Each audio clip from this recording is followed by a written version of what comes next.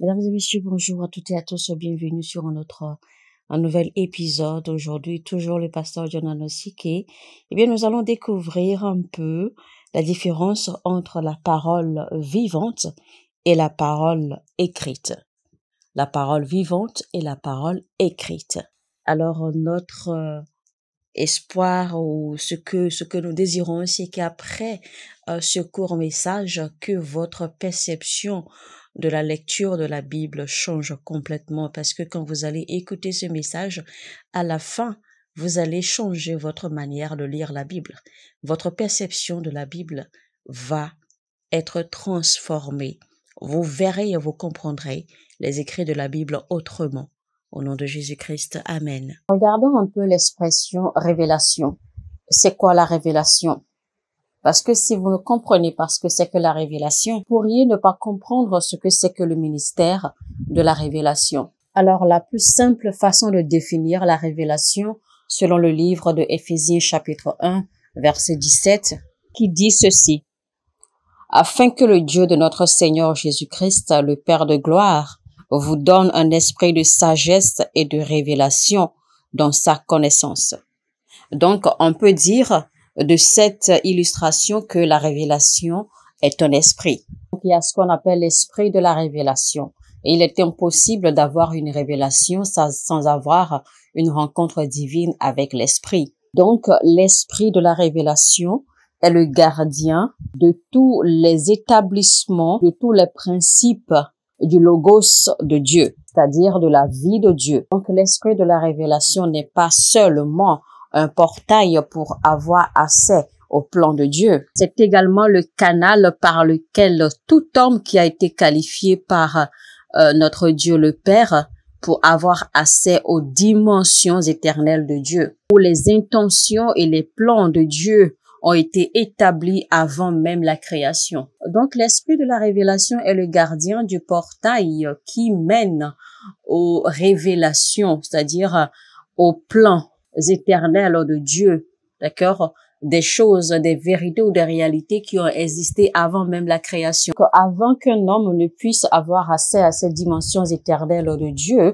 où se cachent ses plans et ses intentions, eh bien, l'homme doit avant tout avoir une rencontre divine avec l'esprit de la révélation. C'est cette dimension de Dieu, c'est de cette dimension de Dieu que viennent toutes les écritures bibliques qui sont écrites. Maintenant, nous allons voir un peu à quel moment cette dimension de l'esprit a été établie. Le livre de Jean 1, verset 1 nous dit ceci: « Au commencement était la parole, et la parole était avec Dieu, et la parole était Dieu. » Donc, l'expression « au commencement » peut être remplacée par « avant la création de toutes choses ». Ça veut dire que au commencement du monde, c'est-à-dire que avant la création de toutes choses, la parole existait, la parole était avec Dieu et la parole était Dieu. On peut également désigner la parole ici par le logos de Dieu. Donc, ça veut dire que avant, c'est-à-dire qu'au commencement, avant la création de toutes choses, eh bien, le logos existait. Soulignons rapidement au passage qu'il y a deux définitions différentes, d'accord, en grec du mot parole. Que la parole a deux sens différents en grec. Il y a le logos et ensuite le rhéma. Donc, selon Jean chapitre 1, verset 1, le mot parole qui est utilisé ici, a pour sens le logos. Et le logos, en fait, ici, signifie les intentions de Dieu, les plans de Dieu, les pensées de Dieu, les souhaits de Dieu, etc. Donc, en d'autres termes, si on doit relire ce verset, on va dire que voici, au commencement était le logos de Dieu. Donc, le logos de Dieu, on dira au commencement étaient les intentions de Dieu. Donc, Dieu avait ses intentions, les plans de Dieu existaient, les intentions de Dieu existaient, ses volontés, ses pensées existaient. Et donc, les pensées de Dieu, ses volontés, ses principes, ses intentions, tout ça était Dieu et tout ça était avec lui avant même que la création ne commence. Donc, dans cette dimension de révélation, il y a le commencement, d'accord, et la fin. Donc ça fait en fait un trait. Donc ça fait, il y a le commencement et il y a la fin. Et rappelez-vous, Jésus a dit qu'il est le commencement et donc toujours dans cette dimension, les plans, les intentions, les volontés de Dieu ont été déjà établis avant même le commencement. Et ces volontés, ces plans ont été établis à l'éternité. Donc pour avoir accès à toutes ces réalités, c'est l'esprit de la révélation qui vous ouvre la voie pour. Donc personne ne peut avoir accès à ces dimensions sans passer par l'humilité du cœur, l'humilité de l'esprit, la sanctification de son esprit, de son âme, de son corps.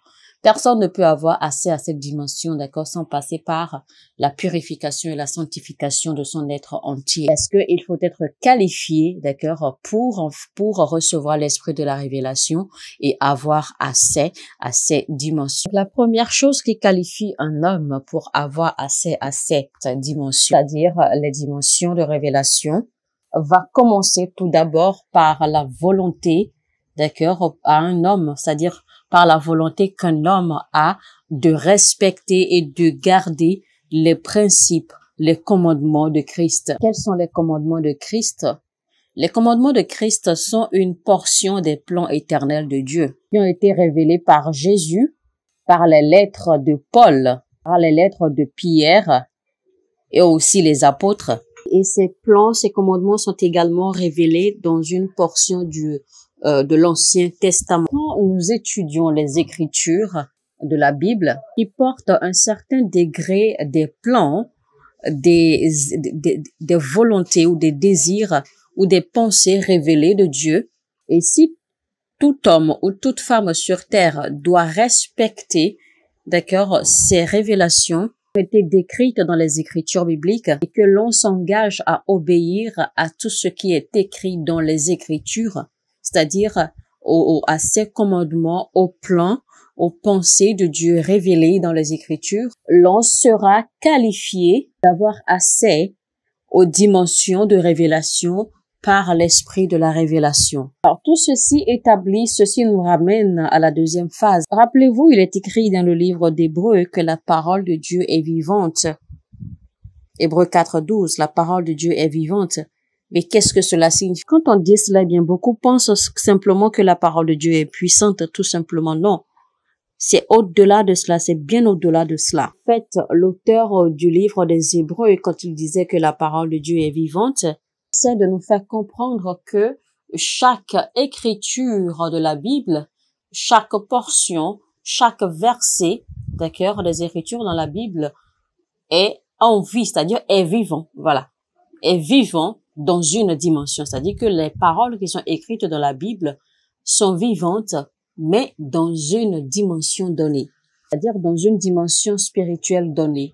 Ce ne sont pas juste des paroles écrites par quelqu'un, non, c'est plutôt une description d'une entité vivante, sorte que à travers ces paroles écrites, si vous les lisez, que vous méditez là-dessus jour et nuit, que vous les confessez et que vous agissez selon la parole que vous lisez, que vous vous appropriez la parole que vous lisez et que vous l'adaptiez à votre vie, vous verrez qu'avec le temps, soudainement, l'esprit de la révélation va vous élever pour que vous puissiez, d'accord, avoir cette rencontre divine directe avec la manifestation, d'accord, de ce que vous avez lu dans les Écritures. Il y a un esprit qui représente, il existe un esprit vivant dans les dimensions célestes, dans les dimensions spirituelles, représente chaque verset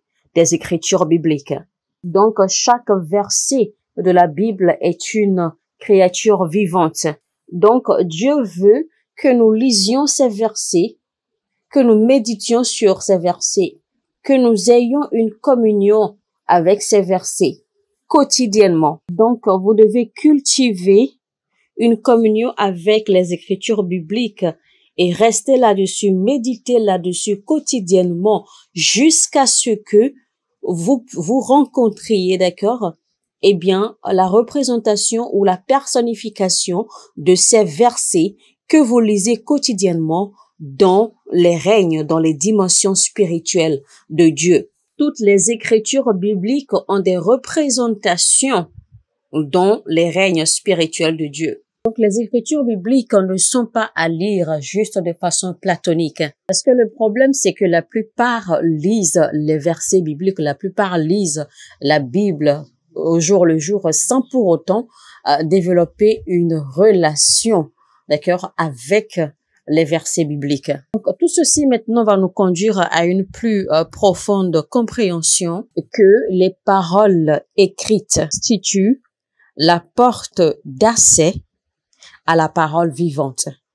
Donc, c'est en ayant une relation, une communion avec les paroles, avec les écritures bibliques écrites, que avec le temps, l'esprit de la révélation vous permettra d'avoir maintenant accès à la parole vivante, qui se trouve évidemment dans des dimensions profondes spirituelles de Dieu.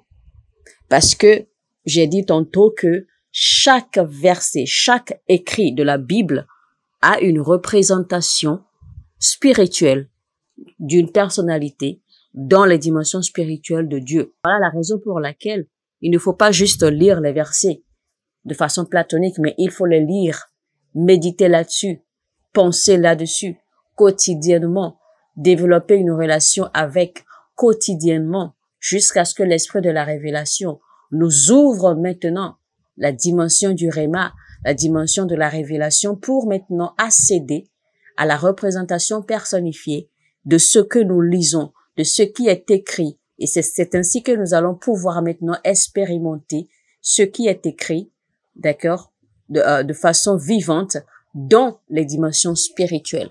Donc, il faut garder que les écritures, les versets que vous lisez, ce sont des créatures vivantes. Ce sont des structures vivantes. La parole de Dieu est bel et bien vivante. Donc, le ministère de l'esprit de la révélation est d'enlever le voile, d'ouvrir la dimension de la parole vivante de Dieu qui est écrit. Donc, la parole écrite est le témoignage de la révélation ou d'une révélation de la parole vivante.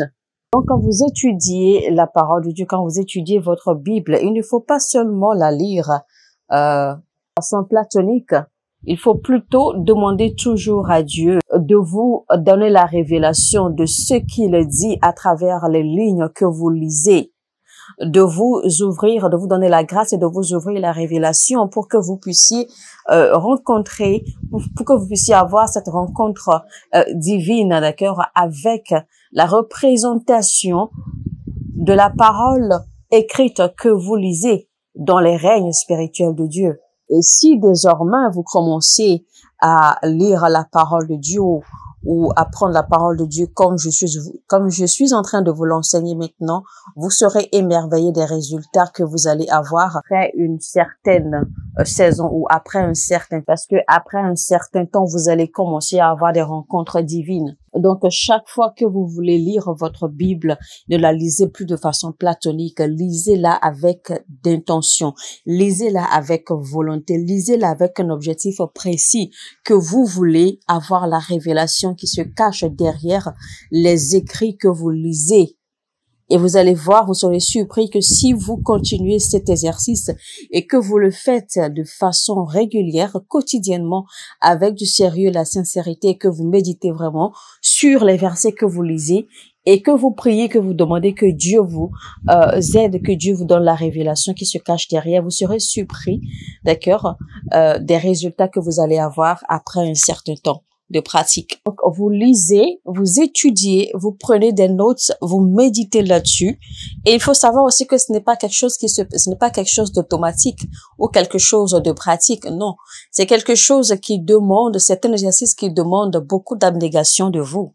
C'est un exercice qui demande, la consistance. D'accord? Une certaine discipline.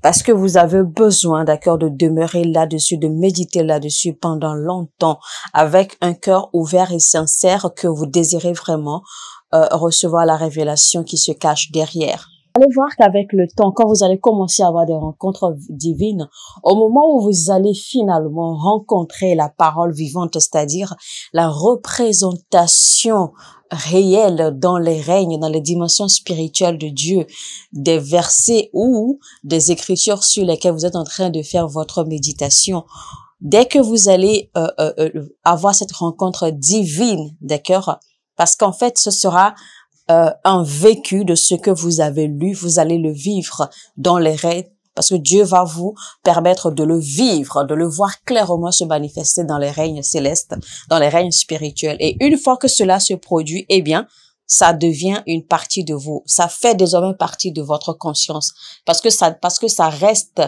empreinte, ça reste comme une empreinte sur votre âme, reste éternellement. Et cela devient comme une partie de vous naturellement. Comme cela, dès que vous en parlez, dès que vous l'enseignez ou dès que vous mettez cela en pratique, cela va produire des résultats instantanément. Parce qu'à ce moment-là, vous ne parlez plus seulement sur la base de la parole écrite ou des mots qui sont écrits dans la Bible que vous avez lus. Mais là, vous parlez, d'accord, sur la base de votre expérience. Vous parlez sur la base de votre témoignage. Vous parlez sur la base de la parole vivante que vous avez expérimentée, que vous avez rencontrée divinement dans les dimensions célestes de Dieu. Mesdames et messieurs, eh bien, nous arrivons à la fin de notre enseignement. Notre titre, c'était « Différence entre la parole écrite et la parole vivante ». C'était donc avec le pasteur John Anosike. Si vous avez aimé ce message, alors cliquez sur le bouton j'aime, likez et partagez au maximum, autant que vous pouvez. Si vous n'êtes pas encore abonné à cette chaîne, alors abonnez-vous et activez la cloche de notification afin de ne rater aucun de nos messages. Sur ce, je vous dis que Dieu vous bénisse abondamment. Shalom, shalom chez vous. Mon heure a sonné et votre heure a sonné.